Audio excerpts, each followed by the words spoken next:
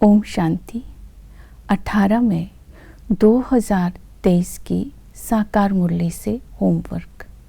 आज की मुरली से हम लक्ष्य लेंगे सपूत बच्चा बन माता पिता के तख्त नशीन बनने का पुरुषार्थ करना है।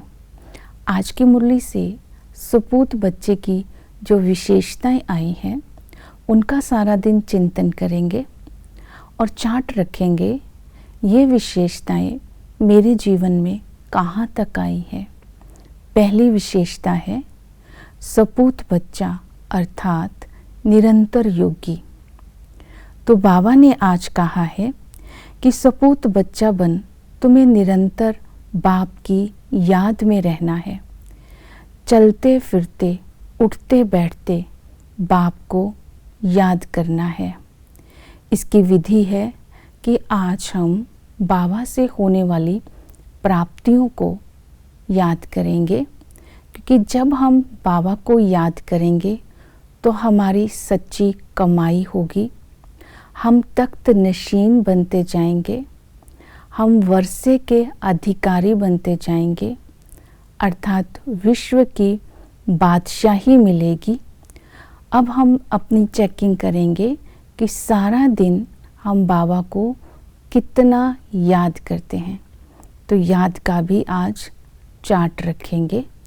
दूसरा, याद करने की विधि बताई, अशरीरी बनो। बाबा ने कहा इन आँखों से जो कुछ भी दिखाई देता है सबको भूलकर बाप को याद करो, अर्थात अशरीरी बन आत्मा समझ बाप को याद करना है। जब आत्मा अपने आप को भूल जाते हैं तो बाप की याद भी भूल जाती है। इसलिए अशरीरी का अभ्यास और याद से होने वाली प्राप्तियों को याद करते रहेंगे तो बाबा को आज हम निरंतर याद करने का अभ्यास करेंगे। दूसरा सपूत बच्चे की विशेषता है नष्टो मोहा। बाबा ने कहा इन शरीरों को तो आग लग जाती है, ये शरीर तो जल जाता है, हम तो आत्मा है। ये अभ्यास पक्का करना है। शरीरों से नष्टो मोहा होना है, बिल्कुल मोह को निकाल देना है। इसलिए ये स्मृति लानी है कि आत्मा ही टेस्ट लेती है, कड़वा है मीठा है, आत्मा ही पाठ बजाती है, शरीर विनाशी है।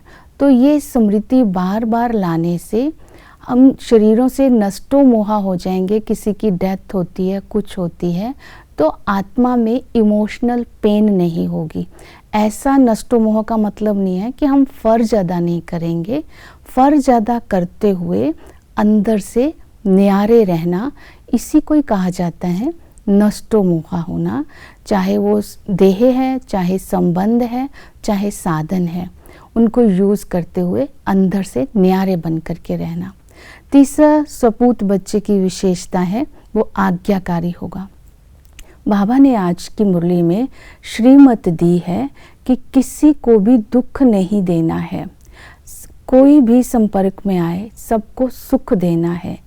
तुम्हें बाबा जैसा मास्टर सुखदाता बनना है, इसका चार्ट रखना है, क्योंकि श्रीमत पर चलने से ही तुम श्रेष्ठ बनते हो। आज इस श्रीमत पर अटेंशन देंगे, इसी को ही आज्ञाकारी बोलेंगे। आज मनसा वाचा कर्मणा, किसी को दुख तो नहीं दिया, इसका चार्ट रखेंगे।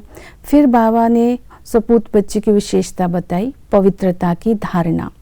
बाबा से जो सपूत बच्चे हैं वो प्रतिज्ञा करते हैं हम पवित्र बन करके पवित्रता का वर्षा लेकर के रहेंगे।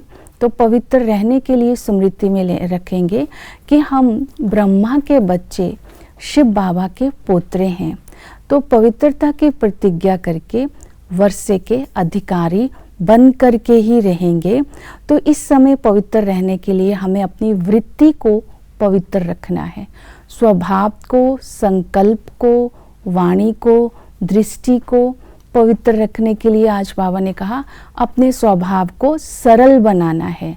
और कर्म की पवित्रता के लिए कहा कि हंस आसन पर विराजमान हो करके हर कर्म बाबा की श्रीमत पर करने से सफलता होगी और कर्म श्रेष्ठ बनते जाएंगे।